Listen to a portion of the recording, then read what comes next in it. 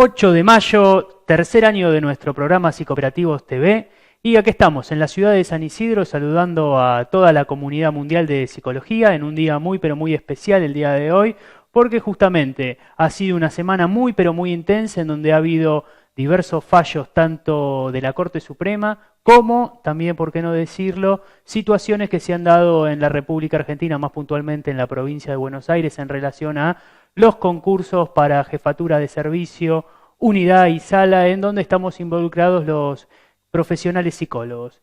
En ese sentido, vamos a trabajar y vamos a sentarnos a pensar las noticias de psicooperativos.com, en donde ustedes encontrarán toda la información sobre lo que está sucediendo en estos momentos en la psicología de toda Hispanoamérica.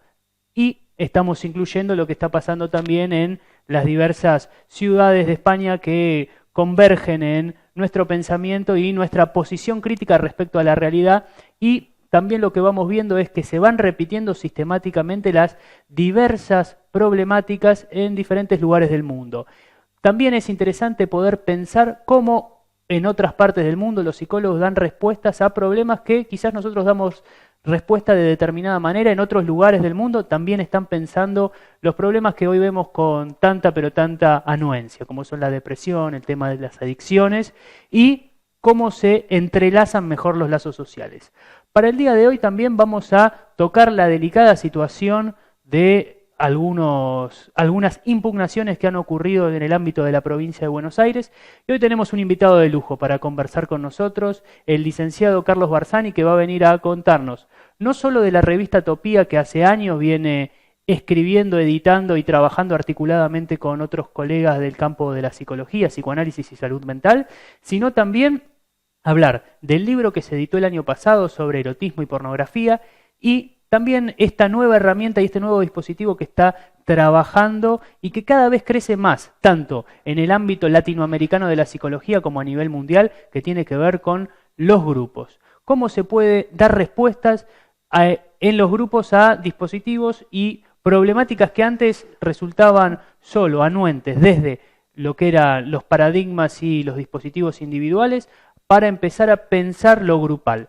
Lo grupal que también estuvo en auge en los años 60 y 70 en el país, y cómo de a poco se empieza a recuperar esta cuestión de lo compartido, lo grupal. No los quiero entretener más en esta breve pero breve introducción. Les damos la bienvenida a Psicooperativos TV y nos vemos ya pasando revista en psicooperativos.com. En Psicooperativos TV vamos a pasar revista en todo lo que fue la semana en noticias de lo que es la salud mental, la psicología, los psicólogos y todas las noticias del ámbito psi. Todo en psicooperativos.com. En la primera noticia estamos acá trabajando sobre psicólogos contra la discriminación. Esta es una solicitada que apareció tanto en Página 12 como en Infocielo, un sitio web de la provincia de Buenos Aires, donde el Colegio de Psicólogos de la provincia de Buenos Aires envió ayer un duro comunicado contra el Colegio de Médicos Bonaerenses. En él repudian por ilegal, ilegítima y discriminatoria la resolución 912 emitida por Colegio de Médicos Bonaerense. A través de ella, la entidad gremial exhorta a sus matriculados a impugnar la participación de profesionales psicólogos en los concursos para cubrir los cargos de jefe de servicio de salud mental en el ámbito del Ministerio de Salud Provincial. Dice el Colegio de Psicólogos de la provincia de Buenos Aires: denunciamos que la medida contradice de forma explícita la Ley de Salud Mental 26657 en el artículo 13, donde señala: los profesionales con título de grado están en igualdad de condiciones para ocupar los cargos de conducción y gestión de los servicios e instituciones en el campo de la salud mental. Y la adición a la normativa nacional de la provincia de Buenos Aires efectuada a través de la Ley 14.580, apuntan los psicólogos en el mismo mensaje. Asimismo, exigen al Ejecutivo de la provincia de Buenos Aires que ejerza su obligación de cumplir y hacer cumplir el marco legal vigente y las garantías establecidas por los tratados internacionales con rango constitucional en el ámbito de su incumbencia, estableciendo las medidas administrativas necesarias para poner fin al trato discriminatorio contra todos los psicólogos. Esta y otras noticias más también las pueden encontrar en psicooperativos.com. Acá vemos cómo los psicólogos, en el claro hecho de ejercer sus facultades y derechos para, como bien decía la gente de Colpsiva. La ley 26657 en su articulado 13 remarca que todos los profesionales con título de grado están en igualdades de condiciones a la hora de hacer valer sus posibilidades de participación y ejercicio en lo que tiene que ver con ejercer la jefatura de equipos en salud mental. Después tenemos otra noticia que viene de la ciudad, del país de México, donde se disponen a cambiar el programa docente de la psicología de la Universidad de Sonora, Unison. Lila Encinas Nozagaray anunció que está trabajando en el rediseño del nuevo plan de estudios de la licenciatura en psicología. Dice la profesora licenciada que ejerce la coordinación. Estamos en un mundo cambiante. Diariamente los problemas del mañana se están gestando hoy. Entonces nos tenemos que estar adecuando a estas situaciones, expresó la académica. Nozagaray explicó que cada 5 años todo mapa curricular debe sufrir una modificación guiado a ser perfectible, por lo que el modelo actual de esta licenciatura ya lo requiere. Sería bueno también que autoridades de universidades de otros puntos de Latinoamérica tomen nota de esto y se pusieran a repensar y ver qué está pasando en lo que tiene que ver no solo con lo académico, sino también con la posibilidad de ir repensando los programas en función del ejercicio profesional y la época. Esta y otras noticias también las pueden encontrar en psicooperativos.com. Y para finalizar, este tema me parece que es central, no solo por la noticia en sí, lo que escribe el especialista José María Buceta Fernández, un especialista en materia de psicología del deporte, sino me parece muy interesante para poder abrir nuevos campos de inserción profesional en todo lo que tiene que ver el deporte, ya no solo de alto rendimiento, sino también en lo que tiene que ver con el deporte amateur y la práctica en categorías menores de formación, no solo en materia de deporte, sino en materia de deportes, valores y desarrollo personal y emocional de los diferentes niños que trabajan y actúan en la materia mencionada. Dice José María Bucetas que las lesiones deportivas desde la intervención de la psicología deportiva fue una charla que fue organizada por la Facultad de Ciencias del Deporte de la Universidad Autónoma del Estado de Morelos. Esta carga psicológica, aseguró el especialista, tiene que ver con las emociones, como el estrés, el temor y la sobreconcentración, las cuales son poco atendidas o ignoradas en el ámbito de deporte. Esto se llevó a cabo en el Auditorio General Emiliano Zapata del Campus Champila de la UAM. Buceta, quien es uno de los académicos más influyentes a nivel internacional de la psicología aplicada al deporte, destacó el papel de la psicología como auxiliar en la prevención y en la recuperación de los deportistas amateur y de alto rendimiento. Este me parece que es un punto central a la hora de pensar a la persona que hace deporte. Muchas veces lo que se termina generando en la alta competencia es una suerte de mecanizar y hacer que el deportista sea una máquina, con lo cual no tomamos en cuenta un montón de cuestiones que tienen que ver como el psiquismo, las emociones, los temores, que quieras o no, terminan repercutiendo negativamente para los deportistas. Y cuando dejan de ejercer esa actividad de deporte, porque la actividad del deportista tiene un límite, un final bastante marcado también con lo que tiene que ver con la edad, después, ¿quién se hace cargo de esa persona y cómo se le ayuda a transcurrir todos esos tiempos? Esta y otras noticias las pueden encontrar en psicooperativos.com. Con esto damos por finalizada el repaso de toda la actividad semanal en materia de psicología y salud mental, y cuando volvamos nos vamos a estar interiorizando de las diferentes actividades, no solo de la revista Topía, sino del licenciado Carlos Barzani, que nos está proponiendo un nuevo dispositivo de época que son los grupos. Tercer bloque en Psicooperativos TV, hoy con la presencia del licenciado Carlos Barzani, que nos va a venir a explicar un poco de qué se trata este dispositivo de grupos que muchas veces ha quedado en desuso. ¿Qué tal, Carlos? ¿Cómo estás? ¿Qué tal? ¿Cómo estás? Bueno, interiorizándonos de las diferentes temáticas, los diferentes dispositivos de época que hay y pasando revista a aquellos dispositivos también que supieron tener un furor en otros años y están volviendo, tal es el caso de grupos. ¿Qué nos podrías comentar grupos sobre terapéuticos? los grupos? Yo los grupos los pienso un poco como pensaba Pichón, como grupos operativos. Estoy coordinando grupos de adicciones y estoy armando ahora un grupo que hace unos años también coordinaba de psicoterapia para varones gays. ¿Qué significa esto de grupos operativos? Que hay una tarea. Ajá. El objetivo del grupo tiene que ver con una tarea, que es en este caso una tarea terapéutica. En el caso de las adicciones, sobre lo que trabajamos es para dejar de consumir o mantener la abstinencia, de acuerdo a si la persona sigue consumiendo y tiene que lograrla, o el que ya no consume, pero tiene que trabajar sobre no tener recaídas, minimizar los riesgos, cambiar situaciones de estilos de vida que lo llevan a recaer, ¿no? ¿Y en qué influye esta mirada de el grupo? Ya no solo de una persona, sino varios que miran a esa persona o se miran entre sí. Y, por ejemplo, en el caso de las adicciones, ayuda un montón para el tema de escuchar la experiencia del otro, sentirse que lo entiende y escuchar de otra manera la intervención. La intervención del terapeuta es escuchada, pero desde un lugar, si se quiere, de asimetría. En el caso de los compañeros de grupo, las intervenciones tienen que ver con el par, ¿no? Es una intervención en la que uno como uno mismo te da una devolución desde un lugar que uno se siente más entendido. El hecho de sentir que pasó el otro por lo mismo. Ese hecho de sentir que el otro pasó por lo mismo, ¿cuánto influye a la hora de pensar y sentirse referenciado a ese otro?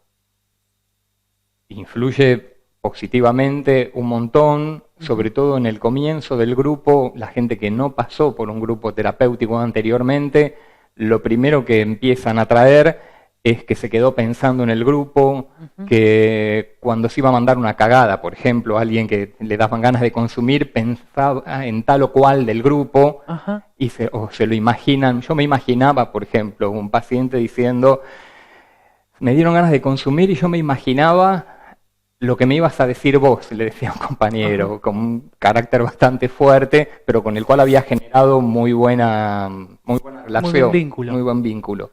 Y el hecho de poder pensar en el otro y hacer los compromisos en el grupo le dan una mayor fuerza. ¿Cómo funciona el dispositivo de grupos? Uno tiene una admisión con vos en este caso y empieza a participar. ¿Cuánto es el mínimo de participantes del grupo? ¿Cuánto es el máximo? ¿Hay compromisos? ¿Qué es esto de los compromisos? Bueno, contanos. Bueno, depende el objetivo del tratamiento. En el caso de las adicciones es particularmente, como te decía, justamente el dejar de consumir. Entonces hay un objetivo focalizado que si el paciente no deja de consumir, bueno, hay que laburar sobre eso. ¿Qué pasa que sigue consumiendo? En otros casos que no son tan focalizados, es un objetivo más heterogéneo que tiene que ver con el trabajar en el desarrollo personal. Bueno, es muy interesante la salvedad y la disquisición que haces. Grupos focalizados y otros grupos no focalizados buscando un desarrollo personal. En el grupo focalizado, ¿cómo se trabaja si hay un miembro de ese grupo que no puede cumplir con el objetivo? Se lo va trabajando de diferentes maneras. Por un lado, la experiencia lo que me marca es que en general cuando tienen recaídas una tras otra, tiene que ver con que aún no se han comprometido con dejar de consumir, ¿no? Estamos hablando de una problemática que es las adicciones, que por lo general son personas que son traídas por el entorno familiar o por los amigos, por los padres, por la pareja. Por lo general no consultan por una iniciativa propia. Algunos sí, después de pasar por alguna situación muy pesada, ¿no? Entonces hay un antes y un después que dicen, no, yo no quiero consumir más. No me quiero ver así, no quiero volver a pasar por esta situación, pero hay otros pacientes que son traídos por el entorno, lo ven mal, pero el paciente no toma conciencia de la situación en la que está, no lo registra. Ahí el objetivo del grupo, justamente, y que ayuda un montón los compañeros, es a que registre la situación en la que está. Bien. Este es el primer paso. ¿Y vos qué recomendarías para una cuestión? ¿Qué número de miembros debería tener un grupo para que sea operativo, funcione y lo que tiene que ver con los vínculos internos entre ese grupo no se dañen? Un mínimo de 4 para que sea grupo. Si bien 3 es grupo, se trabaja mucho mejor a partir de 4. ¿Por qué? Porque está la cuestión triangular, por así decir, en los grupos de 3, en la cual hay 2, hay una situación de exclusión. Si son 2, ya es como una pareja, no es tampoco un grupo. A partir de 4 ya es un grupo propiamente dicho. Y empiezan a haber identificaciones cruzadas más complejas que en un grupo de 2 o de 3. ¿A qué llamas identificaciones cruzadas más complejas para, digamos, los que nos están viendo puedan entender? Cuando nosotros estamos en un grupo, vemos cosas nuestras reflejadas en otros, de los que están participando en el grupo. Y hay cosas que uno se siente en común con el otro, un poquito de uno, un rasgo del otro, simpatía más por uno que por otro, se empiezan a generar también transferencias, eso tiene que ver con transferir cosas de la vida de uno hacia el resto del grupo. Con un ejemplo lo doy. Si uno tiene un problema en la vida, lo va a repetir en el grupo seguro. Ahora la diferencia es que ese problema, suponete, vos sentís que excluyen de todos los grupos en los que participás. Seguramente vas a sentir lo mismo en el grupo en el que estás participando, con la diferencia que lo vas a poder trabajar ahí, porque bueno, hay un coordinador y hay otros compañeros que también están avesados y ya llevan un cierto recorrido en darse cuenta de que hay cosas que está haciendo esta persona en particular para excluirse, ¿no? O qué cosas hace para que los demás les genere bronca, por ejemplo, algunas actitudes. Esto se trabaja un montón en los grupos. Todo lo que tiene que ver con lo vincular se trabaja en una forma muy, muy rica y que enriquece a los integrantes. ¿Cómo manejar esas tensiones internas en un grupo? Muchas veces, si bien imagino que hay una problemática en común o un objetivo en común, los grupos tienden a ser heterogéneos. ¿Cómo manejar esas tensiones internas en los grupos? Bueno, en principio hay un marco, hay un encuadre. Entonces uno va trabajando con el encuadre. Normalmente las tensiones internas lo que hacen, se manifiestan a través de ir rompiendo el encuadre. Van pasando cuestiones que rompen el encuadre. No sé, hacer intervenciones en las cuales hay un objetivo que es, las intervenciones que uno hace es para sumar, para ayudar al otro. Si empiezan a haber intervenciones del tipo charla de bar, ¿A qué te referís con charla de bar? Y que empiezan a hablar como si fuera que están en el bar, hablando de cosas que no tienen nada que ver con el grupo, no sé, fui a la plaza, estuve jugando a las cartas, cosas sin importancia. Si esquivan el hueso, claro, digamos. Exactamente. Y hablabas del marco, ¿no? ¿Cómo es la legalidad para alguien que quiere entrar en un grupo que vos coordinás? ¿Cuál es el encuadre? Y en principio una entrevista previa para ver que el objetivo del grupo que le sirva, en definitiva. ¿Tienen que estar en tratamiento, no? ¿Son derivados? ¿O puede ser el tratamiento o el dispositivo rector, el grupal? El grupo puede ser el dispositivo rector. Bien. Depende cuál es la problemática. En el caso de las adicciones, en general se requiere que haya también una terapia individual acompañando el dispositivo grupal. ¿Qué grupos focalizados estás haciendo ahora? El de adicciones y el de varones gays. El de varones gays, por ejemplo, no hace falta que estén en tratamiento individual para participar del grupo terapéutico. Ahí hay una diferencia. ¿Qué semejanzas y diferencias encontrás entre los dos grupos? y que uno tiene, el de adicciones tiene un objetivo bien específico que tiene que ver con el dejar de consumir y sostener el no consumo. Si bien se trabajan también cuestiones psicoterapéuticas que hacen a que se sostenga la adicción, está ese objetivo. En el grupo terapéutico para varones gay se trabaja más todo lo que tiene que ver con el desarrollo personal y cuestiones sí que son específicas de la comunidad gay, de las personas gays, que tiene que ver con, bueno, el salir del placar, el closet, como se dice en inglés, trabajar con la angustia respecto de la aceptación en lo que hace a la familia, el trabajo, en el estudio, depende de los lugares donde se inserta la persona. Bien. ¿En qué días y horarios se puede uno sumar a cualquiera de estos grupos focalizados o desarrollo personal que estás haciendo vos, Carlos? Son los días hábiles después de las 7 de la tarde. Bien. Depende qué grupo, como previamente igual yo tengo que tener una entrevista con la persona, definimos. ¿Estás abriendo nuevos grupos? Claro, sí. Bien. ¿Y podemos encontrar esta información sobre los grupos que estás abriendo en dónde? En el Facebook, Carlos Alberto Barzani, ahí está toda la información.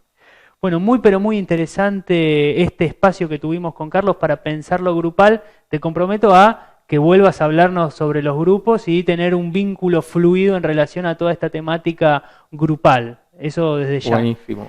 De todas maneras, todavía no te vas porque tenemos para hablar de dos temas muy pero muy interesantes que tienen que ver con otro interés tuyo muy marcado que tiene que ver con la escritura y la literatura. Así que espero que nos acompañes, vamos a un pequeño corte y ya volvemos con Carlos Barzani. Cuarto y último bloque en Psicooperativos TV, seguimos acá con la gran presencia del licenciado Carlos Barzani que nos vino a hablar de grupos y también su otra pasión, lo que tiene que ver con la literatura y la escritura. Carlos, bueno, acá con un nuevo número de la revista Topía, sí, revista de la que sos miembro desde el año 2004, desde el Consejo redactor. Bueno, el color del dinero. Sí, bueno, la revista, lo que venimos trabajando en este número tiene que ver con la subjetivación en el consumismo. Tiene un dossier que habla justamente de la subjetivación en el consumismo. Escriben psicoanalistas, sociólogos. ¿Qué tema el consumismo, no? ¿Cómo lo ves vos el tema del consumismo en esta época que nos signa con la cuestión neoliberal y ese punto de consumir para hacer? ¿Cómo lo ves vos? Y yo creo que es un señuelo, ¿no? Se supone que uno consumiendo va a ser feliz y lo que te lleva es cada vez a un vacío mayor y cada vez más rápido, ¿no? Cada vez más rápido.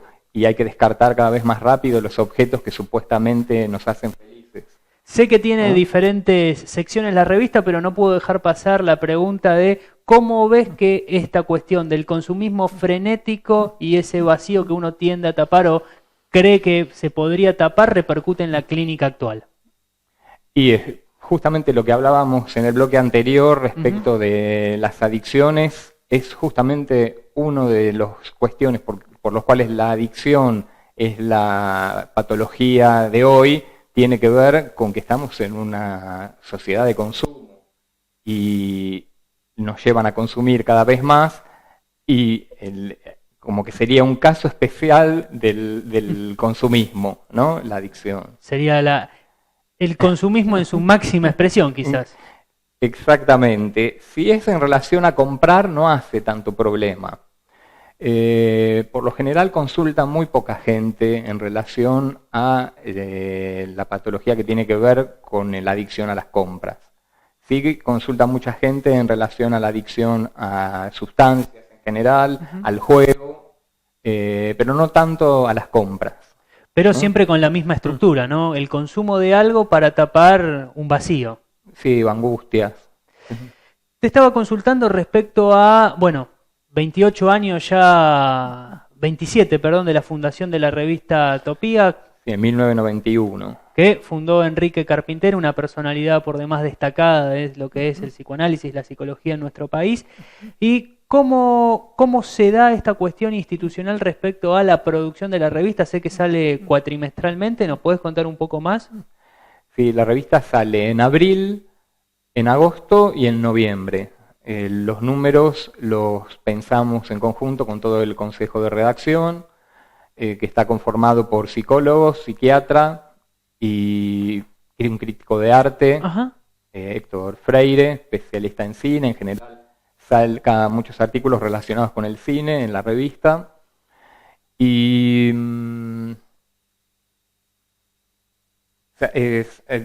dividimos en varias secciones. Vamos pensando las secciones y cada sección, por lo general, es algún tema específico. ¿Cómo es que eligen el tema puntual de cada tirada, de cada revista?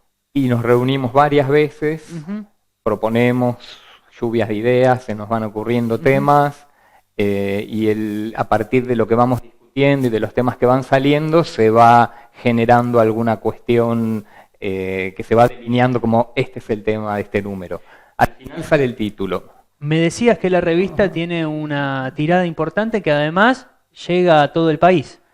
Llega a todas las capitales de provincia y en la provincia de Buenos Aires y en toda la ciudad de Buenos Aires. Bien. Si alguien que escucha o está interesado en lo que tiene que ver con la escritura, podría mandar algún... También está en internet. Se puede comprar por internet también la revista, incluso si ve el programa Gente de Latinoamérica, tenemos la revista en PDF. ¿En dónde la pueden conseguir la revista en PDF? En www.topia.com.ar. Bueno, hoy lo vamos a cargar en la página web también para que aquellas personas que están en otros puntos de Latinoamérica, si quieren, pueden acceder a la revista. Te hacía la consulta respecto a, bueno, ¿cómo es que surge este impulso tuyo por la escritura y este deseo de escribir y transmitir? Y esto nace, te diría, cuando empecé a estudiar psicología, incluso un poquito antes, pero se empezó a definir durante la carrera, cuando había que presentar las monografías.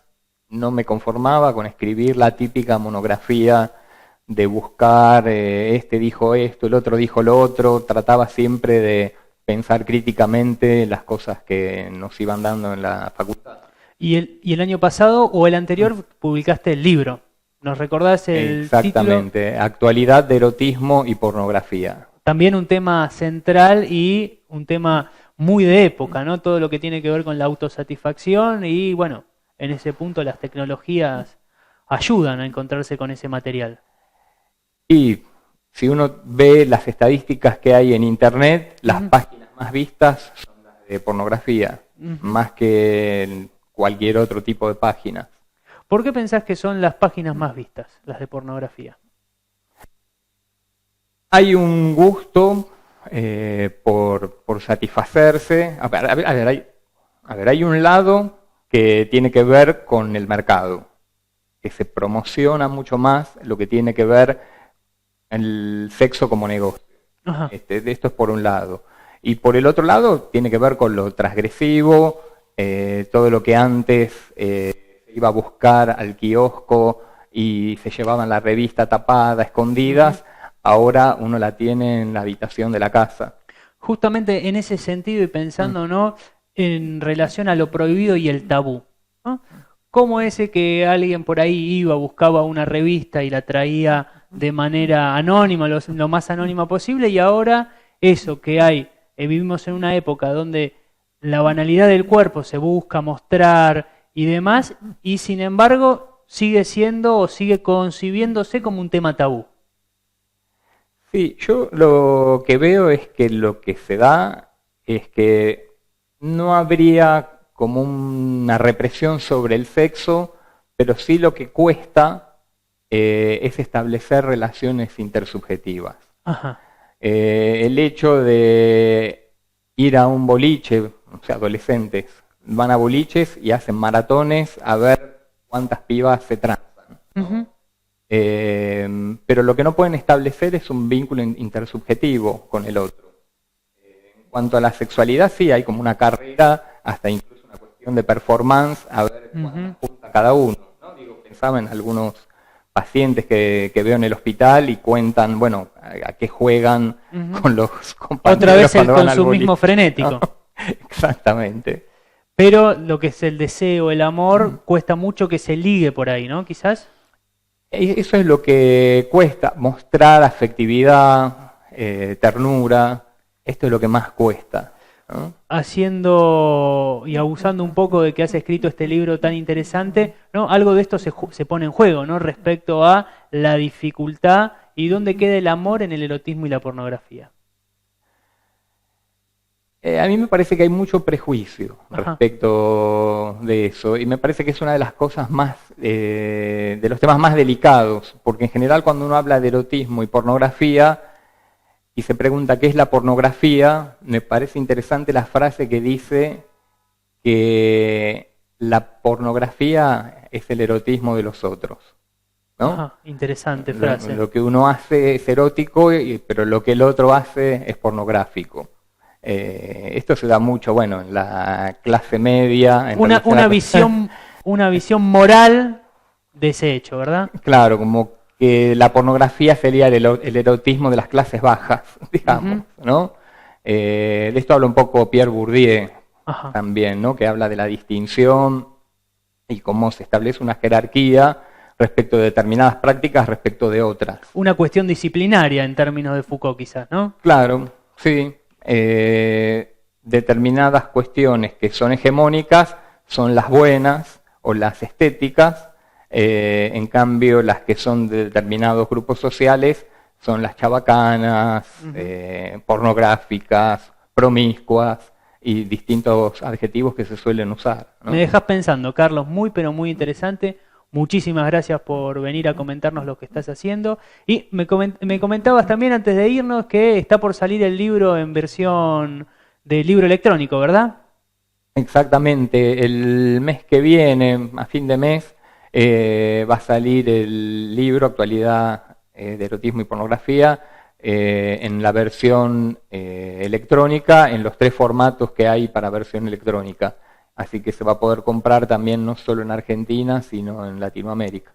Bueno, Carlos, muchísimas gracias por venir al programa, por habernos iluminado con estos temas que la verdad que a veces uno no sabe de esos temas y son de interés, de muy alto interés para la comunidad. Gracias. Bueno, gracias a vos. Bueno, y con esto damos por finalizado el programa de Psicooperativos TV de hoy. Y si quieren mantenerse en contacto, ya nos encuentran en psicooperativos.com. Muchas gracias por estar ahí. Los veo el lunes que viene. Gracias.